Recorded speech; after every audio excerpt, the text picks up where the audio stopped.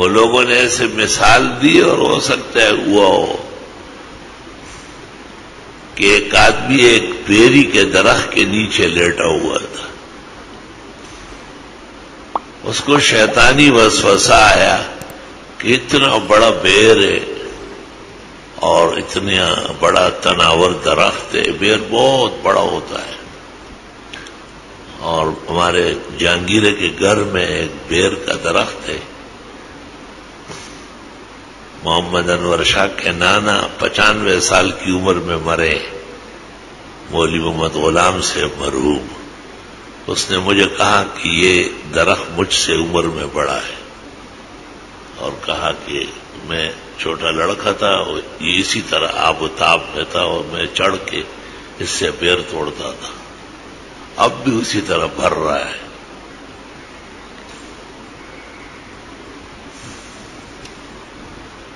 اللہ اکبر کبیرہ. بیری کا درخت نہایت پسندیدہ ہے. بعض روایات میں ہے کہ بیری کے درخت بغیر ضرورت کے نہ کاٹو ورنہ تمہاری نسل کٹ جائے گی.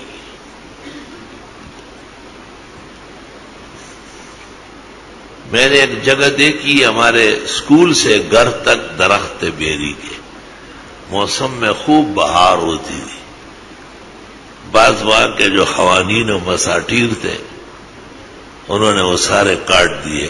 آج ان کے گھر خالی پڑے ہوئے، کنڈر ہے، انسان نہیں ہے اس میں، تباہ و برباد ہو گیا، پوری نسل و نسب ختم. میں نے آنکھوں سے دیکھا، اب بھی جو چاہے دکھا سکتا ہوں اس کو.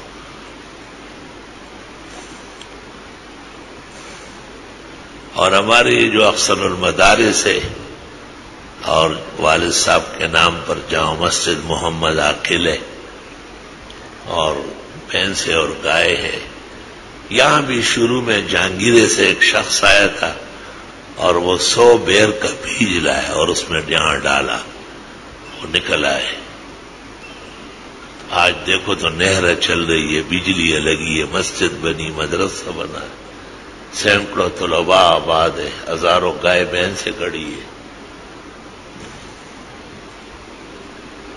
ہمارے منصور بھائی کے چھوٹے بھائی ہے سہیل، اللہ تعالیٰ دونوں کو خوش و خرم رکھے.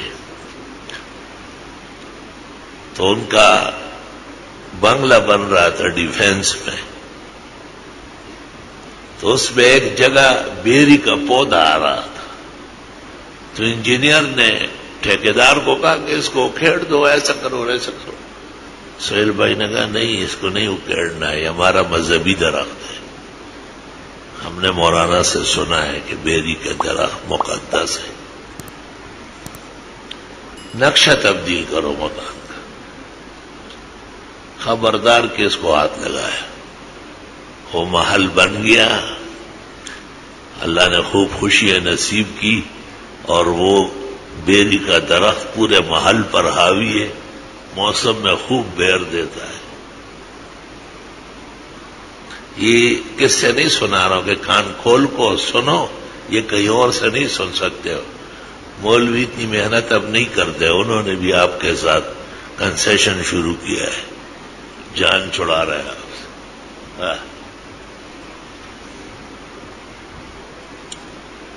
یہ سامنے کھجور کا درخت ہے،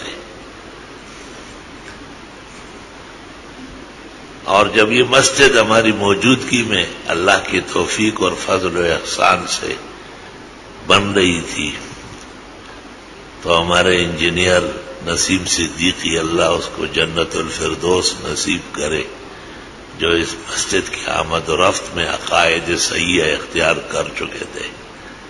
ہم بہت بڑے موحد تھے اور قرآن حفظ کر رہے تھے.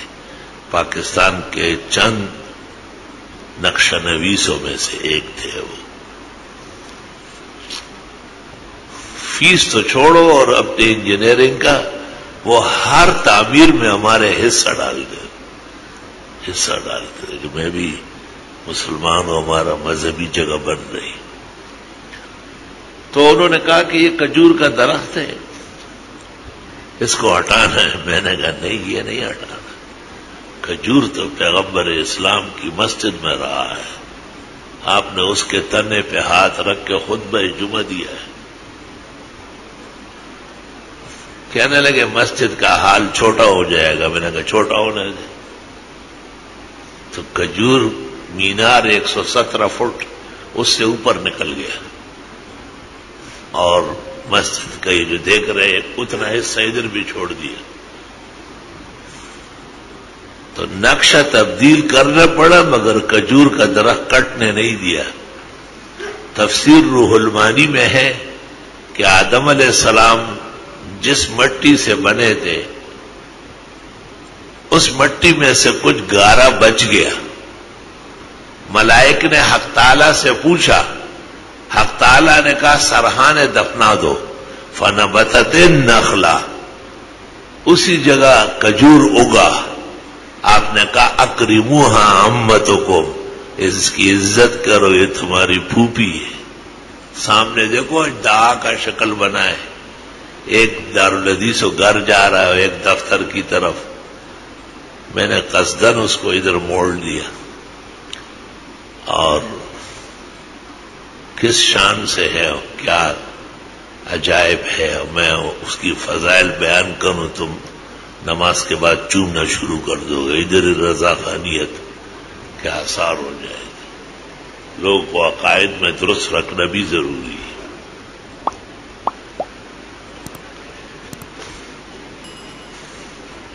جب مجھے اندازہ ہوا کہ جہاں میں جاتا ہوں یہ ادھر منہ موڑتا ہے، دارالحدیث کی طرف، گھر کی طرف، دفتر کی طرف، تخت تھا ادھر، میں دفتر گیا یوں ہو گیا۔ تو میں نے شب جمعہ کو رات کے 3 بجے غسل کیا، صاف کپڑے پہنے، 2-4 رکعت جو اللہ نے توفیق دی وہ پڑھی، اور باہر آیا اور اس کو اللہ کا واسطہ دیا کہ اللہ کو پوجو، مجھے معاف کرو۔ تو آپ دیکھیں تو اوپر کا جو بمبل ہے وہ سیدھا ہو گیا، حالانکہ درخت یوں ہے۔ اس طرح ہونے کے بعد کہاں لے کر یوں ہوا؟ اللہ کو سب مان رہا ہے۔ وَإِن مِّن شَيْءٍ إِلَّا يُسَبِّحُ بِحَمْدِ رَبِّهِ وَلَٰكِن لَّا تَفْقَهُونَ تَسْبِيحَهُمْ، سب اپنے اللہ کے سامنے گردن نہاد ہے، كُلٌّ لَّهُ قَانِتُونَ، اور اس کی تسبیح و ثنا کرتی ہے، تم نہیں سمجھتے ہو۔ تو کھجور بھی ہمارا مذہبی درخت ہے الحمدللہ، اور کھجور سے مسلمانوں کی عقیدت ہے۔ عبداللہ ابن عمر کہتے تھے کھجوریں کھایا کرو عمر بڑھ جائے گی۔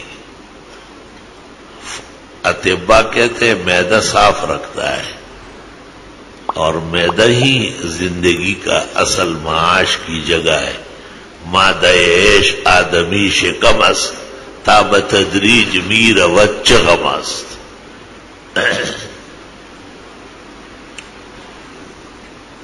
وہاں حضرت اقدس فقیہ امت محمود الملت والدین، میدان سیاست اور فراست کے امام اور شاہ سوار حضرت مولانا مفتی محمود صاحب کی یاد و ثواب میں ایک مقتدر جامع مسجد کئی ایکڑوں میں بن رہی ہے۔ تو وہاں ایک راستے میں بیری کا درخت آیا،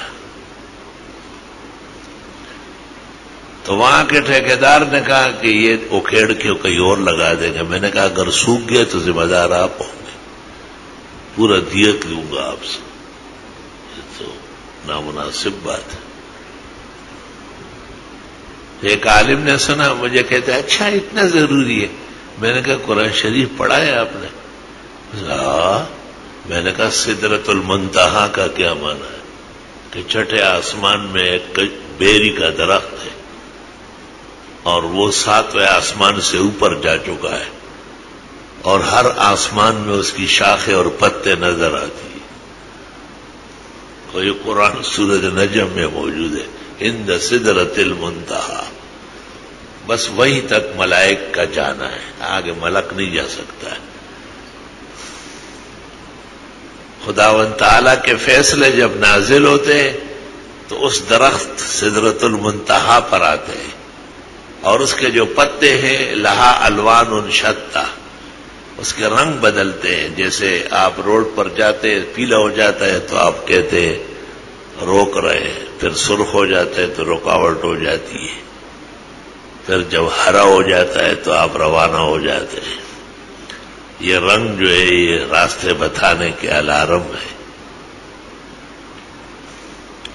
معراج کی حدیث میں آپ نے کہا ہے لہا الوان لا ادری ما ہی، عجیب عجیب رنگ بدلتے ہیں. تو وہ درخت جو سارے آسمانوں میں نظر آتا ہے اس کی شاخیں اور ٹہنیاں ہیں،